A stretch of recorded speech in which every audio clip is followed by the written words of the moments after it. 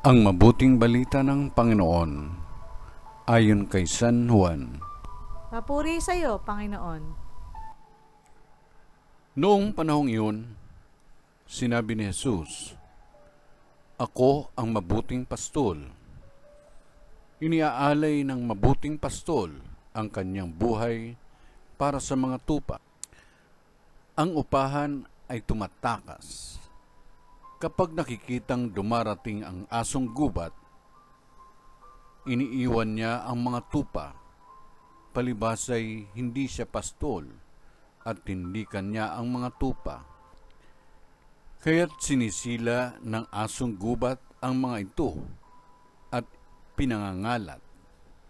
Tumatakas siya palibasay upahan lamang at walang malasakit sa mga tupa.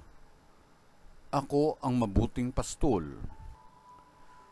Kung paanong nakikilala ako ng Ama at siya'y nakikilala ko, gayon din naman nakikilala ko ang aking mga tupa at ako na may nakikilala nila.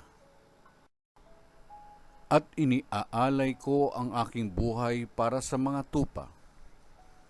Mayroon akong ibang tupa na wala sa kulungang ito. Kinakailangang sila'y alagaan ko rin.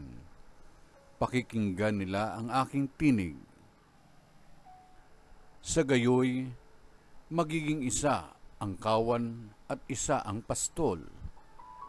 Dahil dito'y minamahal ako ng Ama, sapagkat iniaalay ko ang aking buhay upang ito'y kunin kong muli. Walang makakukuha nito sa akin. Kusa ko itong binibigay. Mayroon akong kapangyarihang ibigay ito at kuning uli.